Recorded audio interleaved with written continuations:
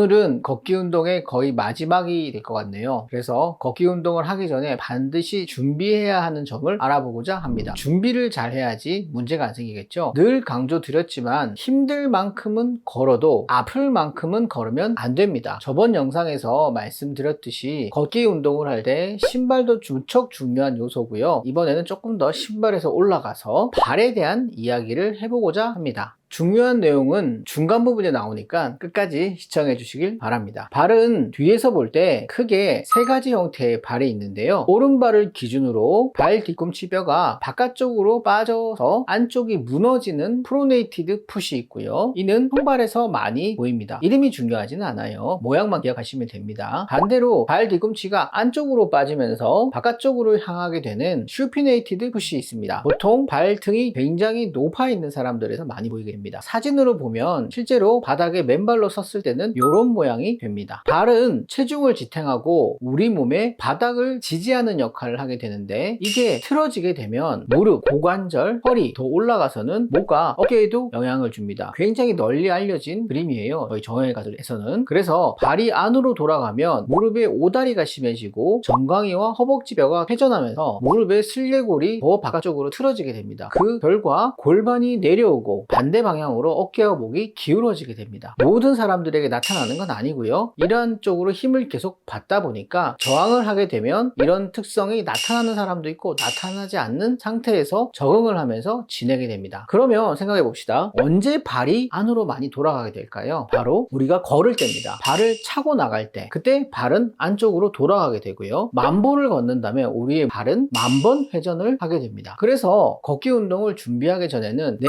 발의 모양이 어떻는지를 꼭 한번 확인해 보시는 게 필요합니다. 그래서 평발의 경우에는 발바닥이 안쪽으로 닿으면서 주저앉게 되고요. 그러면서 엄지발가락은 바깥쪽으로 틀어지는 무지외반 변형도 많이 오게 됩니다. 그러니까 지금 보시는 분들 중에서 무지외반 변형이 있으신 분들은 한 번씩 발을 보시면 됩니다. 또는 내가 잘 안 보이면 뒤에 서가지고 가족들에게 발을 한번 봐달라고 하셔도 좋습니다. 오른쪽 사람처럼 발의 안쪽이 튀어나온 것이 없는 게 좋은데 왼쪽 사람처럼 약간 나오는 것은 좀 불리한 형태라고 보시면 되겠습니다. 다음 사진처럼 극단적인 경우를 보이는 사람도 있습니다. 아래 발바닥 모양을 자세하게 보시면은 평발이죠. 발이 평평합니다. 그리고 왼쪽 발의 뒤꿈치는 오른쪽 발의 뒤꿈치에 비해서 많이 틀어져 있습니다. 그리고 안쪽도 무너져 있어요. 그러면 이런 사람은 걸으면 안 됩니까? 절대로 걸으시면 안 됩니까? 저는 개인적으로 이런 분들에게는 걷기 운동보다는 자전거를 타거나 걸어도 물에서 걷는 등의 유산소 운동을 대신하는 것을 추천드립니다. 달리기나 등산같이 체중이 많이 실리는 경우는 발의 회전을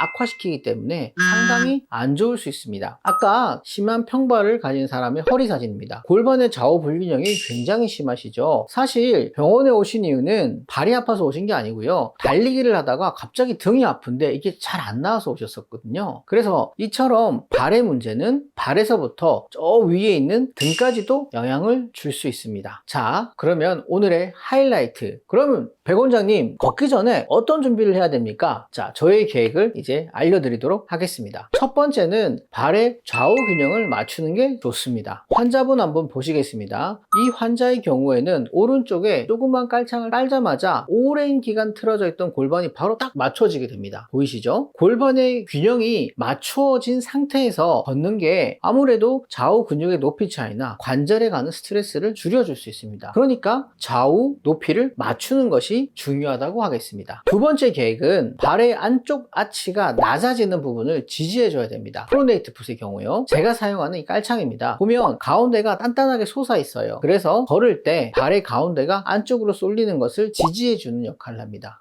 물론 더 중요한 것은 이 높이 차이와 지지하는 것을 더 정확하게 병원에서 측정해서 맞추는 게 제일 중요합니다. 그냥 인터넷에서 깔창을 사면 안 맞을 수도 있거든요. 정확하게 맞춰줘야지 이 회전하는 힘을 줄여줘가지고 이 회전력이 무릎과 허리로 가는 힘을 줄여줄 수 있습니다. 여기까지가 제가 준비한 내용입니다. 그런데 말입니다. 어제 제가 외래에서 한 환자분이 무릎에 물이 차서 오셨어요. 하루 종일 식당에서 서서 일하시는 분인데 일 끝나고 또 걷기를 하신대요. 그래서 당연히 물이 줄어들 때까지는 때는 걷지 말자고 이야기를 드리니까 너무 놀라시는 거예요. 안 걸으면 문제가 생긴다. 제 영상 보신 분들은 아시겠지만 제가 걷는 거 별로 안 좋아하잖아요. 그러시면서 하시는 말씀이 노동과 운동은 다르다 이렇게 말씀하시는 거예요. 듣기에는 참으로 멋진 말입니다. 이 얼마나 사람들이 좋아하는 말입니까? 혹하기 쉬워요. 저도 그건 인정합니다. 하지만 걸어 다니면서 하는 일은 걷기 운동을 충분히 대처할 수 있습니다. 그러니까 걸어 다니시는 분은 차라리 그 걷는 1시간 2시간 시간에 근력 운동이나 맨몸 스트레칭, 특히나 다리 스트레칭은 꼭 해주셔야 됩니다. 굳이 걷기를 더 하실 필요가 없습니다. 노동 일을 하여도 몸이 여기저기 아파요. 그러면